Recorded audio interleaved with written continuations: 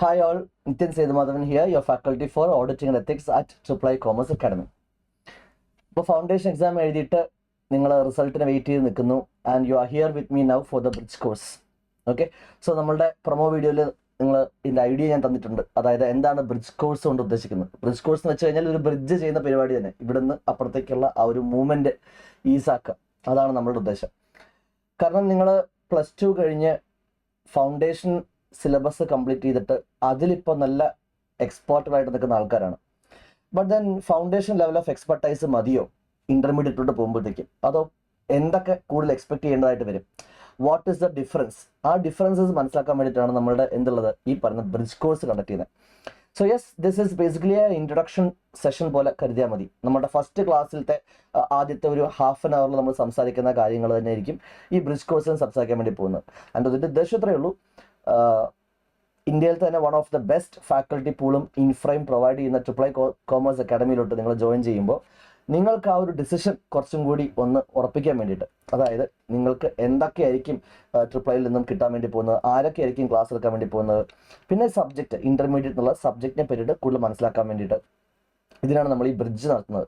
Okay, so നമ്മുടെ triple ഐയുടെ തന്നെ Trivandrum, Kochi as well as Calicut ബ്രാഞ്ചസിൽ ഇൻ്റർമീഡിയറ്റിൻ്റെ ഓഡിറ്റിംഗ് ഫാക്കൽറ്റി ഞാനാണ്.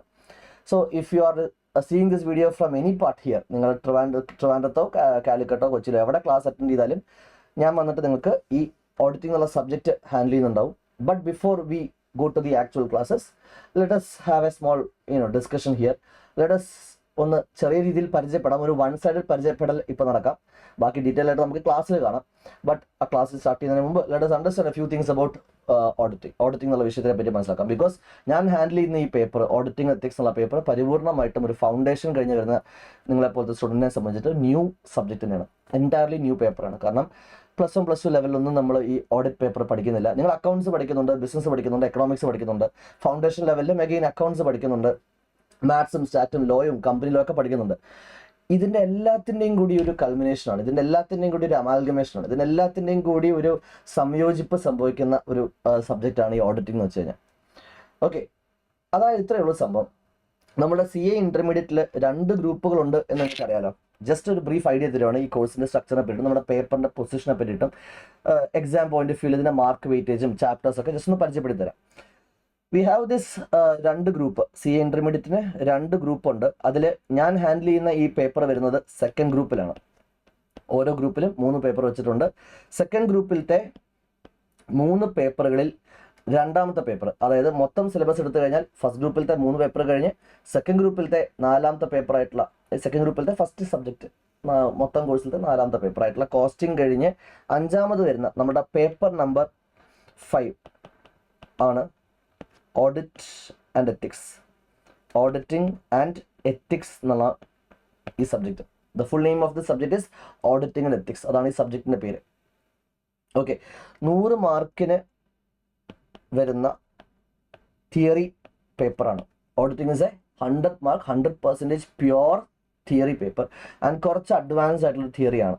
എന്തുകൊണ്ടാണ് ഞാൻ അഡ്വാൻസ്ഡ് തിയറി എന്ന് പറയുന്നതൊക്കെ പറഞ്ഞത്. ഈ 100 മാർക്കിൻ്റെ തിയറി പേപ്പർ നമുക്ക് എക്സാം പോയിന്റ് ഓഫ് വ്യൂവിൽ ടെസ്റ്റ് ചെയ്യപ്പെടുന്നത് 30 മാർക്കിൻ്റെ MCQs ആയിട്ടും പിന്നെ 70 മാർക്കിൻ്റെ ഡിസ്ക്രിപ്റ്റീവ് ആയിട്ടായിരിക്കും. MCQസിനെ പറ്റി നിങ്ങൾക്ക് കൂടുതൽ പറയേണ്ട ആവശ്യമില്ല, ബിക്കോസ് ഫൗണ്ടേഷൻ കഴിഞ്ഞ കുട്ടികൾ കുറേ MCQs ഒക്കെ കണ്ടിട്ടുള്ളതാണ്. പക്ഷെ ചെറിയൊരു വ്യത്യാസമുണ്ട്, and it's a good news. ഫൗണ്ടേഷനിലത്തെ പോലെ നെഗറ്റീവ് മാർക്ക് എന്നുള്ള പരിപാടി ഇൻ്റർമീഡിയറ്റിലില്ല. അഥവാ ഇതുവരെ ICA അങ്ങനത്തെ ഒരു സ്കീം കൊണ്ടുവന്നിട്ടില്ല. ഭാവിയിൽ we don't know. As of now when you see this video and when we are gonna study this, നിങ്ങൾ ക്ലാസ്സിൽ ജോയിൻ ചെയ്യുന്ന സമയത്തൊന്നും ഇപ്പോഴത്തെ കറണ്ട് സിലബസിൽ നമുക്ക് എന്തില്ല, നെഗറ്റീവ് മാർക്കിംഗ് എന്നുള്ള പരിപാടി എന്തായാലും ഇല്ല.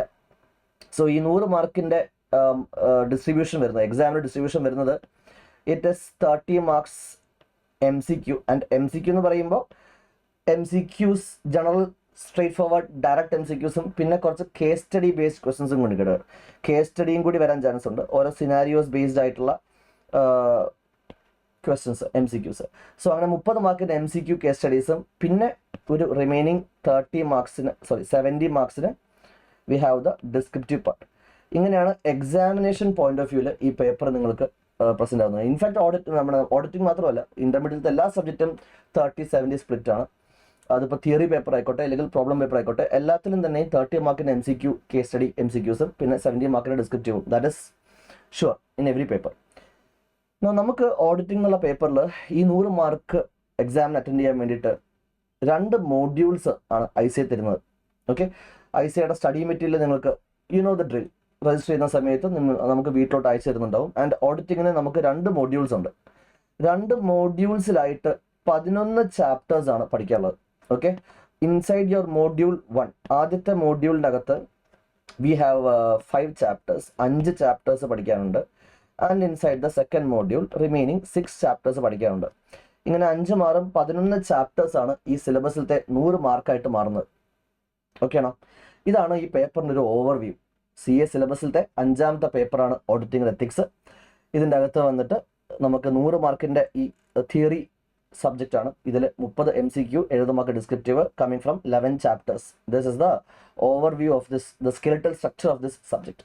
ഓക്കെ, നോ എന്താണ് ഈ സബ്ജക്റ്റ്, എന്തൊക്കെയാണ് ഈ 5 മാറും 11 ചാപ്റ്ററുകളായിട്ട്, എന്തൊക്കെയാണ് ഇതിലത്തെ ഒരു ഓവറോൾ ഉള്ളടക്കം, ആ ഒരു ഐഡിയ ഞാൻ തരാം. കാരണം ഈ ഇൻട്രൊഡക്ഷൻ സെഷനിൽ നമുക്കതേ പറ്റത്തുള്ളൂ. ഞാൻ പറഞ്ഞല്ലോ, നിങ്ങൾ ഫൗണ്ടേഷനിൽ അക്കൗണ്ടൻസി പഠിച്ചിട്ടുണ്ട്, പിന്നെ ഈ ബിസിനസ് ലോസ് പഠിച്ചിട്ടുണ്ട്, കമ്പനി ലോ പഠിച്ചിട്ടുണ്ട്, ഇതെല്ലാം പഠിച്ചിട്ടുണ്ട്. ഞാൻ ചോദിച്ചോട്ടെ, ഈ അക്കൗണ്ട്സിൽ പഠിക്കുന്ന കാര്യങ്ങൾ, പാർട്ട്ണർഷിപ്പ് അക്കൗണ്ട്സ്, കമ്പനി അക്കൗണ്ട്സ്, ലോയിൽ പഠിക്കുന്ന ടോപ്പിക്സ്, സ്റ്റാറ്റ്യൂട്ടറി പ്രൊവിഷൻസ്, ഇതൊക്കെ ആർക്കാണ് കംപ്ലൈ ആവുന്നത്? ഇതൊക്കെ ആർക്ക് ആപ്ലിക്കബിൾ ആവുന്ന കാര്യങ്ങളാണ്? ആരാ ഇതൊക്കെ ചെയ്യേണ്ടത്? ബിസിനസ് സ്ഥാപനങ്ങൾ അല്ലേ? ബിസിനസ് സ്ഥാപനങ്ങൾക്കല്ലേ ഈ ആരാണോ ഒരു ബിസിനസ് കണ്ടക്ട് ചെയ്യുന്നത്, ആരാണോ ഒരു കൊമേഴ്ഷ്യൽ എൻറ്റിറ്റി ആയിട്ട് നിൽക്കുന്നത്, അവർക്കാണല്ലോ ഫിനാൻഷ്യൽ സ്റ്റേറ്റ്മെന്റ്സ് പ്രിപ്പയർ ചെയ്യാനും ഈ പറയുന്ന കമ്പനി ലോ ആയിക്കോട്ടെ അല്ലെങ്കിൽ മറ്റ് അലൈഡ് കൊമേഴ്ഷ്യൽ ലോസ് ഒക്കെ, മെർക്കന്റൈൽ ലോസും, ഇതെല്ലാം സ്ഥാപനങ്ങൾക്ക്, ബിസിനസ്സുകാർക്ക് ആപ്ലിക്കബിൾ ആകുന്ന കാര്യങ്ങളാണ്. അപ്പോൾ ഒരു ബിസിനസ്സുകാരൻ എന്ത് ചെയ്യണം എന്നതാണ് നിങ്ങൾ ആക്ച്വലി മറ്റ് സബ്ജക്റ്റുകളൊക്കെ പഠിക്കുന്നത്. നമ്മുടെ നാട്ടിലെ ബിസിനസ്സുകാരൊക്കെ ശരിക്കും ഇതുപോലെ തന്നെയാണോ കാര്യങ്ങൾ ചെയ്യുന്നത് എന്ന് ഉറപ്പുവരുത്താൻ ഇപ്പം എന്താ വഴി?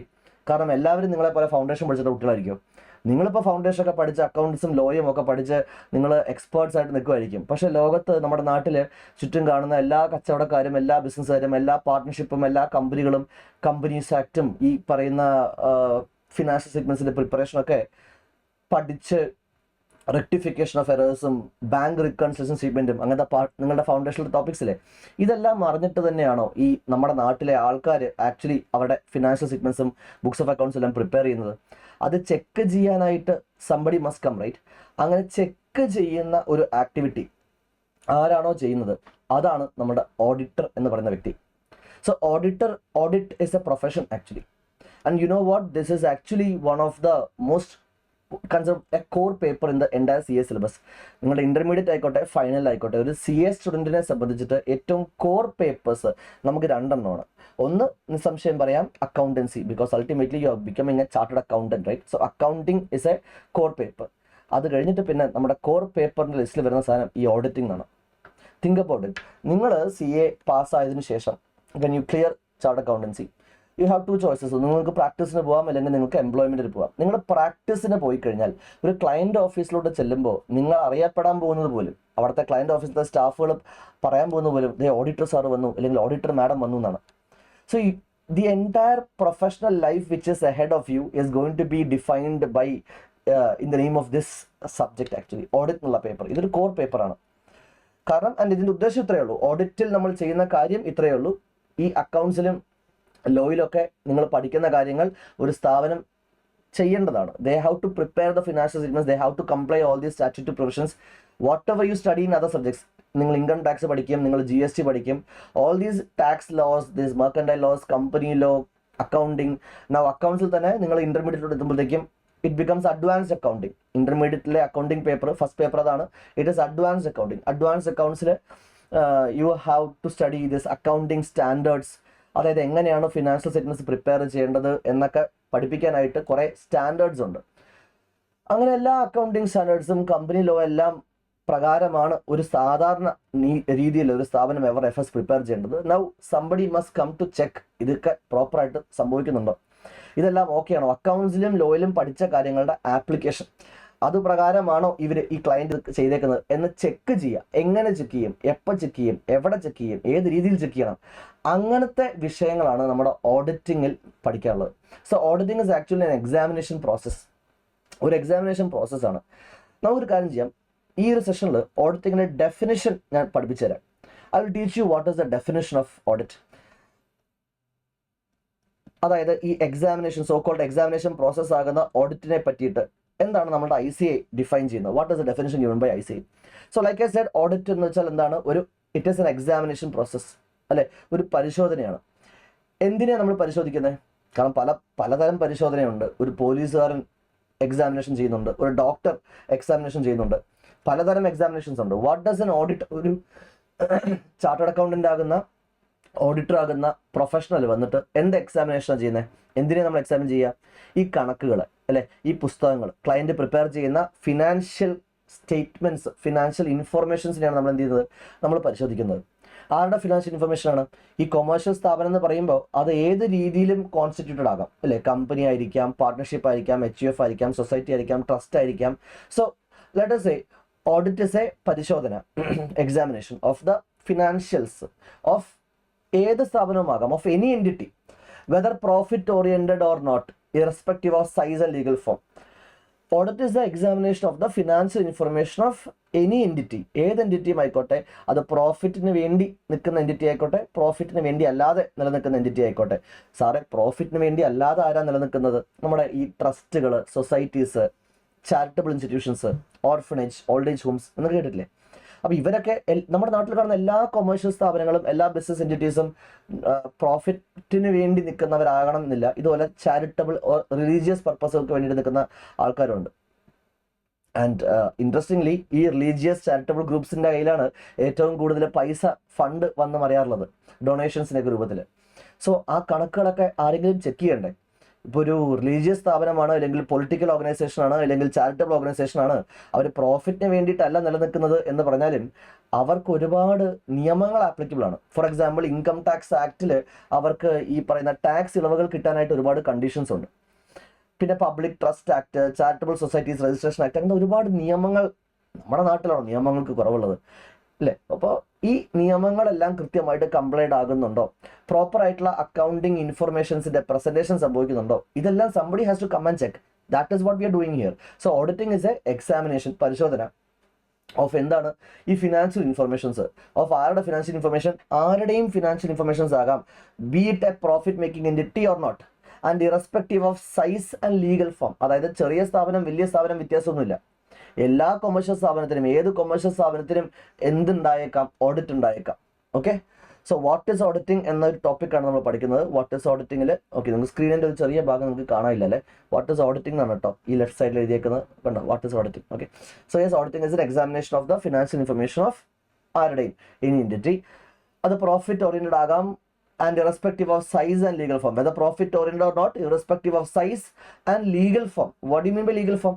Partnership ആയിട്ടാണോ, കമ്പനി ആയിട്ടാണോ, ട്രസ്റ്റ് ആയിട്ടാണോ, ആർട്ടിഫിഷ്യൽ ജുഡിക്കൽ പേഴ്സൺ ആയിട്ടാണോ, അസോസിയേഷൻ ഓഫ് പേഴ്സൺസ് ആയിട്ടാണോ, അത് പ്രൊപ്പറേറ്റർ ആയിട്ടാണോ? What is the legal constitution of that entity? ഒരു കൊമേഴ്ഷ്യൽ സ്ഥാപനം ഏത് രീതിയിൽ പ്രവർത്തിക്കുന്നു? ഓക്കെ, സോ യെസ്, ഏത് രൂപത്തിലും ഏത് ഭാവത്തിലും പ്രോഫിറ്റ് മേക്കിംഗ് ആയിക്കോട്ടെ, പ്രോഫിറ്റ് മേക്കിംഗ് അല്ലാത്തവനായിക്കോട്ടെ, ഏതൊരു സ്ഥാപനത്തിൻ്റെയും ഫിനാൻഷ്യൽ ഇൻഫർമേഷൻസിൻ്റെ പരിശോധനയാണ് നമ്മൾ ഈ വിഷയത്തിൽ നടത്താൻ വേണ്ടി പോകുന്നത്. That is audit. എന്തിനാണ് ഇപ്പോൾ പരിശോധിച്ചത്? ഈ പരിശോധനയുടെ ഉദ്ദേശം എന്താണ്? കാരണം ഒരു പോലീസുകാരൻ, അല്ലെങ്കിൽ ഒരു ഡോക്ടർ, അല്ലെങ്കിൽ ഒരു ജഡ്ജ്, അവരുടെ പരിശോധനകൾക്ക് ശേഷം they make verdicts, they give statements, they give judgments. നമ്മൾ എന്താണ് ചെയ്യുന്നത്? ഒരു ചാർട്ടേഡ് അക്കൗണ്ടന്റ്, ഒരു ഓഡിറ്റർ ഈ പരിശോധന ചെയ്തിട്ട് നൗ വാട്ട്? യെസ്, പരിശോധിച്ചു, ഇനി എന്താ? നമ്മൾ ജഡ്ജ്മെന്റോ സ്റ്റേറ്റ്മെന്റുകളോ വെർഡിക്റ്റുകളോ പറയുന്നില്ല. All the auditor is doing is giving a professional opinion. നമ്മൾ ചെക്ക് ചെയ്യുന്ന ഈ financial informations, by the way, financial informations എവിടെയാണ് കാണുക? ഈ ഫിനാൻഷ്യൽ ഇൻഫർമേഷൻസ് എവിടെ നോക്കിയാലാണ് കാണാൻ പറ്റുക? നമ്മൾ ഈ ഫിനാൻഷ്യൽ ഇൻഫർമേഷൻ എക്സാമിൻ ചെയ്യാന്ന് പറയുമ്പോൾ ഏതിലൂടെ ആയിരിക്കും എക്സാമിൻ ചെയ്യുന്നത്? Financial statements, books of accounts, records, accounting records, അല്ലേ, മെമ്മറാൻഡ, ബുക്സ്, മിനിറ്റ്സ്, സ്റ്റാറ്റിസ്റ്റിക്കൽ റെക്കോർഡ്സ്, ഇത്തരം പുസ്തക കെട്ടുകളിലൂടെയാണ് നമ്മൾ എന്ത് ചെയ്യുന്നത്? ഈ ഫിനാൻഷ്യൽ ഇൻഫർമേഷനെ പരിശോധന ചെയ്യുന്നത്. എന്നിട്ട് നമ്മൾ അതിനെ പറ്റിയിട്ട് ഒരു ഒപ്പീനിയൻ പറയും. This examination is conducted with a view to express a opinion. This is the basic plain meaning definition of audit. But wait, definition തീർന്നിട്ടില്ല. ഒരു ചെറിയ പക്ഷെ വലിയ ഒരു കൺസെപ്റ്റ് മിസ്സിംഗ് ആയിട്ടുണ്ട്. ചെറിയ വേർഡാണ്, ബട്ട് അതൊരു വലിയ കൺസെപ്റ്റാണ്. See suppose just imagine the situation. നിങ്ങൾ CA പാസ്സായി, okay, now you are a chartered accountant. നിങ്ങൾക്ക് പ്രാക്ടീസിനും താല്പര്യമില്ല, നിങ്ങൾക്ക് എംപ്ലോയ്മെന്റ് പോകാൻ താല്പര്യമില്ല, നിങ്ങൾക്ക് ബിസിനസ്സുകാരനാവാൻ താല്പര്യം. അതൊക്കെ ഓരോരുത്തർ ഇഷ്ടമല്ലേ. CA പാസ്സായെന്ന് വെച്ചിട്ട് പ്രാക്ടീസും എംപ്ലോയ്മെന്റും മാത്രമേ പാടുള്ളൂ എന്നൊന്നും ഞാൻ പറയുന്നില്ല. നിങ്ങൾ ഈ പറഞ്ഞ പോലെ ബിസിനസ്സിന് പോയെന്ന് വിചാരിക്കുക. അങ്ങനെ നിങ്ങൾ ഒരു ബിസിനസ് സ്ഥാപനം ഇട്ടു.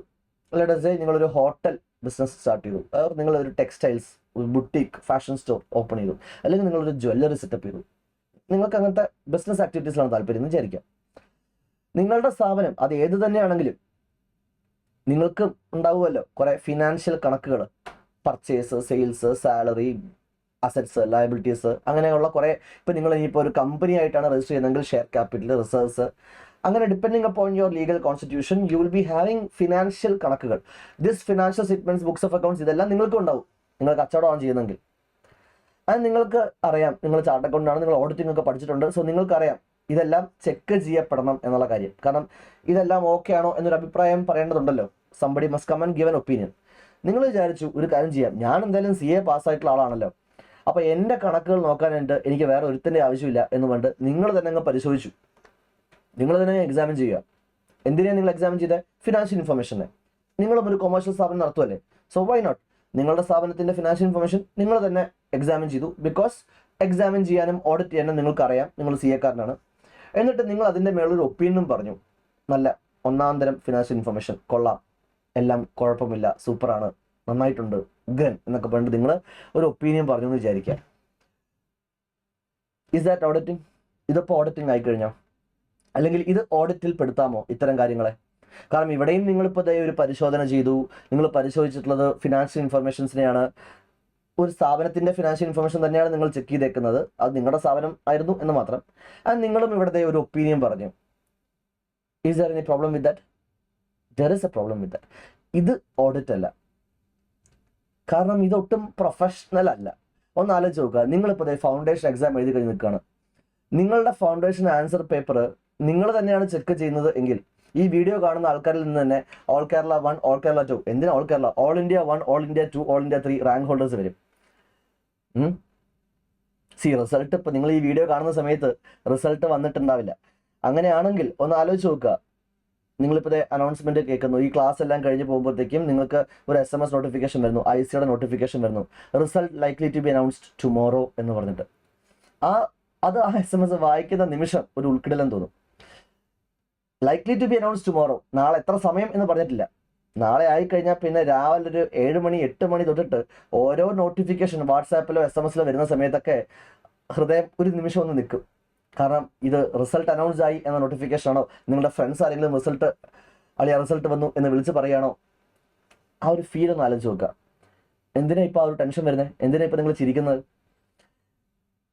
എക്സാം എഴുതിയതിനേക്കാളും, trust me, mark my words, exam എഴുതിയതിനേക്കാളും എക്സാം ഡേയിൽ ഫേസ് ചെയ്തതിനേക്കാളും വലിയ നെഞ്ചെടുപ്പും ടെൻഷനും റിസൾട്ടിന് ദിവസം ഉണ്ടാവും നിങ്ങൾക്ക്.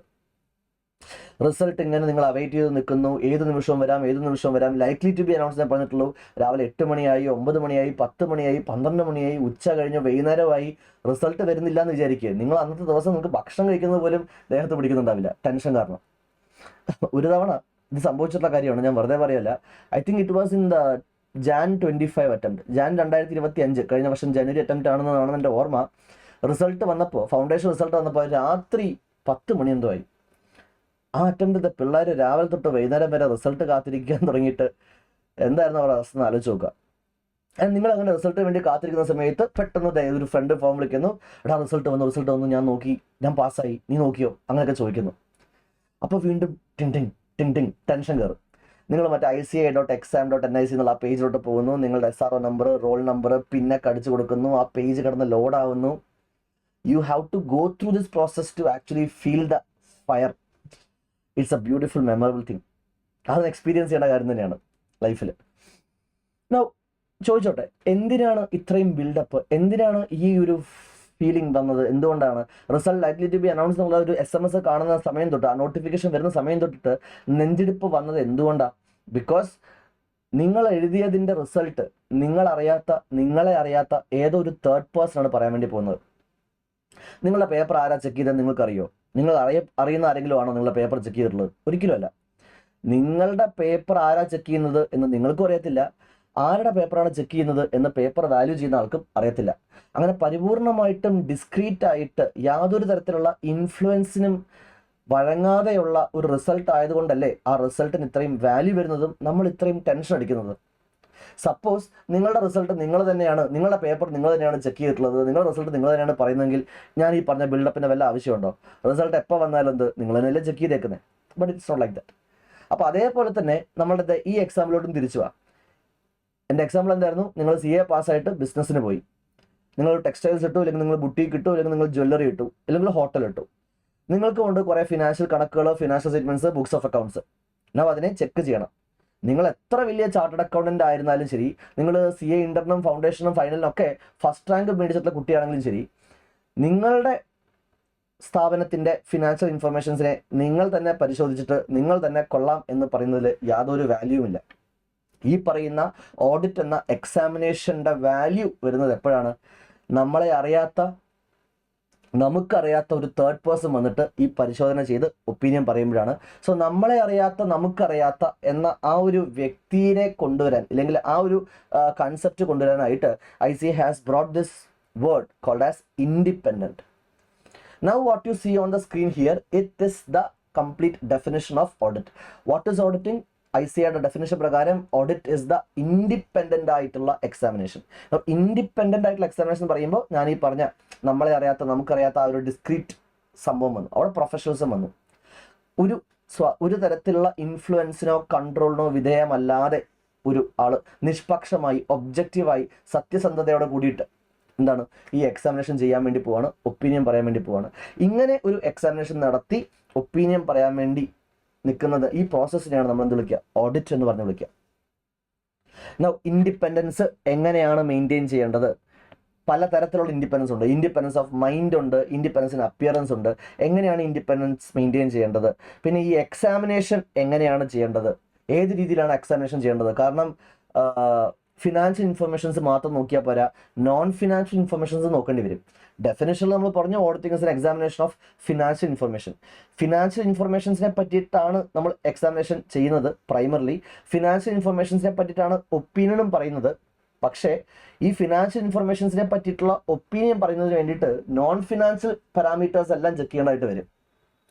അതെന്താണ്, എങ്ങനെയാണെന്നൊക്കെ പറയാൻ തുടങ്ങിക്കഴിഞ്ഞാൽ നമ്മുടെ ഇൻട്രൊഡക്ഷൻ സെഷൻ ഇവിടെ ഒന്നും തീരത്തില്ല.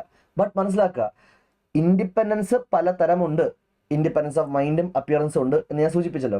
ഈ എക്സാമിനേഷൻ ചെയ്യുന്നതിനും പല പല രീതികളുണ്ട്. Inquiry, inspection, observation, external confirmation, recalculation, reperformance, analytical procedures എന്നൊക്കെ പറഞ്ഞിട്ട് കുറേ മെത്തേഡ്സ് ഉണ്ട് ഈ എക്സാമിനേഷൻ ചെയ്യാൻ വേണ്ടിയിട്ട്.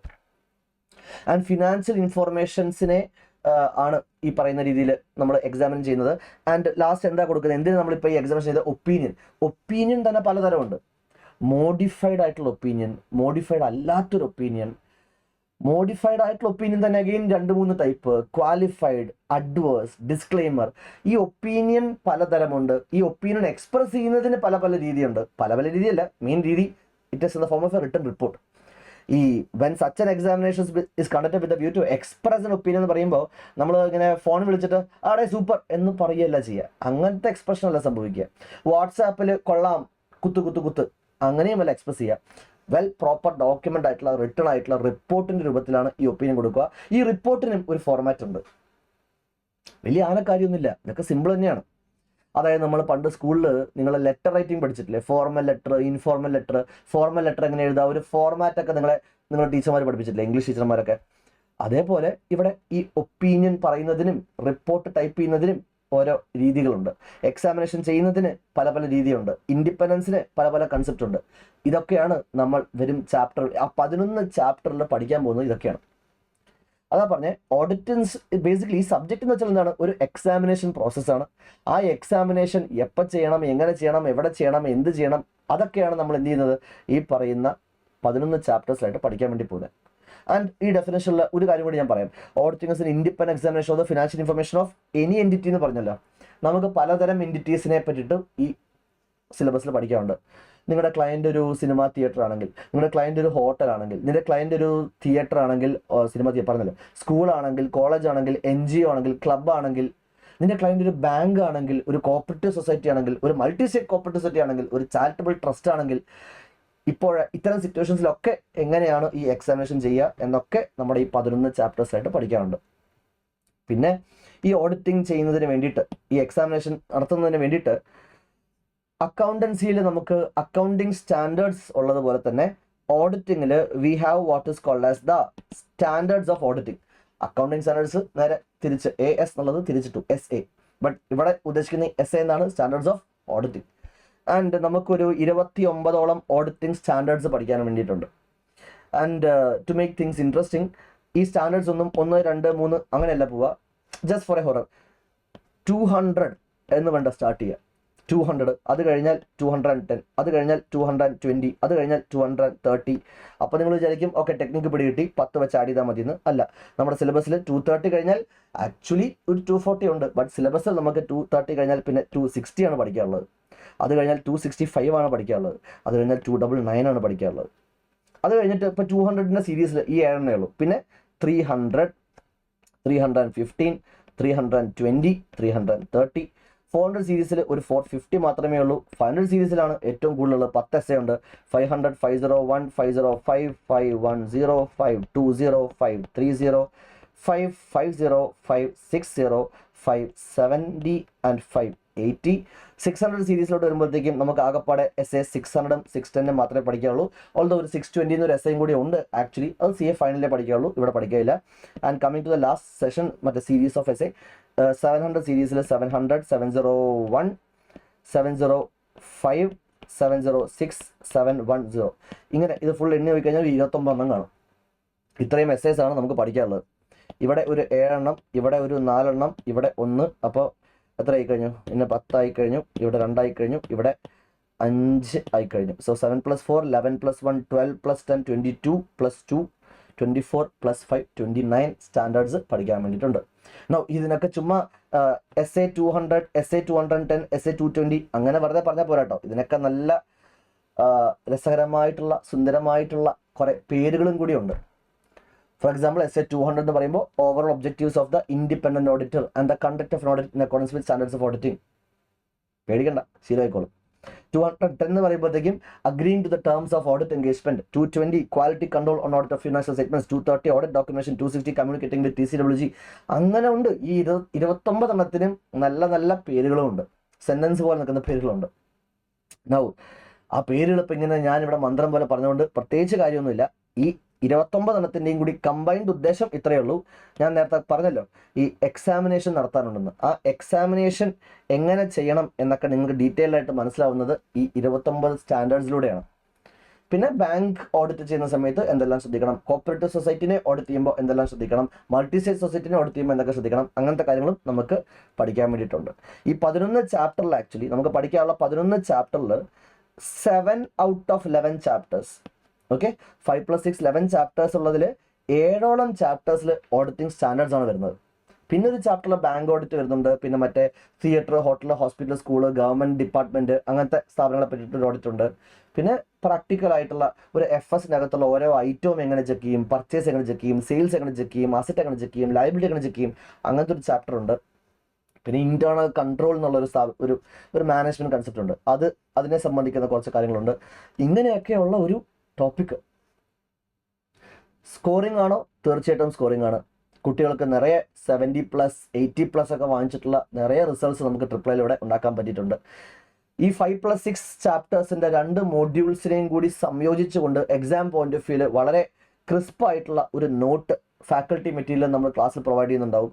ആ ഫാക്കൽറ്റി മെറ്റീരിയൽ ഇതുപോലെ ഈ ഓഡിറ്റിംഗ് സ്റ്റാൻഡേർഡ്സിന്റെ ഓർഡറിൽ വേണ്ടി നിങ്ങൾക്ക് ടോപ്പിക്സ് എല്ലാം ക്ലാസിഫൈ ചെയ്ത് വെച്ചിട്ടുണ്ട്. പിന്നെ കണ്ടില്ലേ, bank, different entities, different items, അങ്ങനെ ഈ ഇപ്പോൾ ഞാൻ പറഞ്ഞ കാര്യങ്ങളുടെ എല്ലാം ലോജിക്കൽ ഓർഡറിൽ തന്നെ ഒരു നല്ല ക്യൂട്ട് ബുക്കും നിങ്ങൾക്ക് നമ്മൾ പ്രൊവൈഡ് ചെയ്യുന്നുണ്ടാവും. പ്ലസ് ഇതിൻ്റെ കൂടെ ക്ലാസ്സിൽ പ്രാക്ടീസ് ചെയ്യാനായിട്ട് ഒരു 350ഓളം കേസ് സ്റ്റഡീസും MCQസിൻ്റെയും ഒരു ബുക്ക്ലെറ്റ് തരുന്നുണ്ടാവും.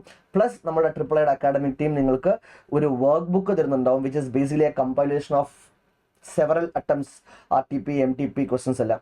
അങ്ങനെ ഇതെല്ലാം കൂടി ക്ലാസ്സിൽ ചെയ്ത് ടെസ്റ്റ് പേപ്പേഴ്സ് ഇട്ട് നമ്മൾ കൺസെപ്റ്റ് മനസ്സിലാക്കി വിശദമായി ഡീറ്റെയിൽഡ് ആയിട്ട് ഈ സബ്ജക്റ്റിനെ ടാക്കിൾ ചെയ്യുകയും മാർക്ക് സ്കോർ ചെയ്യും.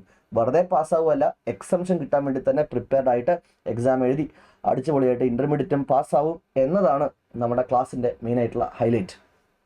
അങ്ങനെ ചെയ്തിട്ടുള്ള ഓഡിറ്റിന് എക്സംഷൻ മാർക്ക് വാങ്ങിക്കുന്ന ഒരുപാട് പാസ്സായി പോയിട്ടുള്ള പിള്ളേരെ നിങ്ങൾക്ക് ഈ പറയുന്ന നമ്മുടെ ഫ്രട്ടർണിറ്റിയിൽ കാണാൻ വേണ്ടി പറ്റും. So yes, you can talk with your seniors. പിന്നെ സബ്ജക്ട് റിലേറ്റഡ് ആയിട്ടുള്ള ഡിസ്കഷൻസ് നമ്മൾ പറഞ്ഞു, നമുക്കൊരു വാട്സാപ്പ് കമ്മ്യൂണിറ്റി ഉണ്ട്. നമ്മുടെ പ്രൊമോ വീഡിയോയിൽ ഞാൻ ആ കാര്യം പറഞ്ഞിട്ടുണ്ട്. Okay, so make sure you are inside that WhatsApp community and stay tune for those updates. ഇതുപോലെ ഓരോ സബ്ജക്റ്റിൻ്റെയും എക്സ്പേർട്ട് ഫാക്കൽറ്റികൾ വന്നിട്ട് ആ സബ്ജക്റ്റിനെ പരിചയപ്പെടുത്തുന്നുണ്ടാവും. നിങ്ങൾക്ക് ആ ഫാക്കൽറ്റികൾ ആരൊക്കെയാണ് ഇതൊക്കെ മനസ്സിലാക്കാൻ വേണ്ടി പറ്റും. And yes, I pray, you pray, let us all wish that നിങ്ങൾ എത്രയും പെട്ടെന്ന് ഫൗണ്ടേഷൻ ക്ലിയർ ആയിട്ട് ഒരു ഇൻ്റർമീഡിയറ്റ് ക്ലാസ്സിൽ next time you hear my voice, next time you see me, അത് ഇതുപോലൊരു സ്ക്രീനിൻ്റെ അപ്പുറത്തും ഇപ്പുറത്തും ക്യാമറയുടെ അപ്പുറത്തും ഇപ്പുറത്തും അല്ലാതെ നിങ്ങളെ നേരിട്ട് കണ്ടുകൊണ്ട് ഒരേ ക്ലാസ് റൂമിൽ ഇരുന്നുകൊണ്ട് നമുക്ക് ഇൻട്രാക്ട് ചെയ്ത് തന്നെ രസകരമായിട്ട് ഇത് പഠിക്കാം. ഓക്കെ, അപ്രോക്സിമേറ്റ്ലി ഒരു 24-25ഓളം സെഷൻസ് ഓഡിറ്റിങ്ങിന് വേണ്ടിയിട്ടുണ്ടാവും. ഫുൾ ഡേ ക്ലാസ്സസ് ആയിരിക്കും. മെയിൻലി 9 AM to ഈവനിങ് 5-5:30 വരെയൊക്കെ ക്ലാസ്സസ് പോവും.